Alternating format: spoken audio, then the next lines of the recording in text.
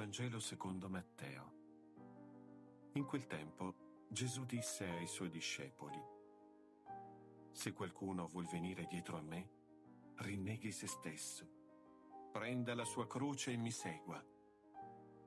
Perché chi vorrà salvare la propria vita, la perderà. Ma chi perderà la propria vita per causa mia, la troverà. Qual vantaggio infatti avrà l'uomo se guadagnerà il mondo intero e poi perderà la propria anima? O che cosa l'uomo potrà dare in cambio della propria anima? Poiché il Figlio dell'uomo verrà nella gloria del Padre suo con i suoi angeli e renderà a ciascuno secondo le sue azioni.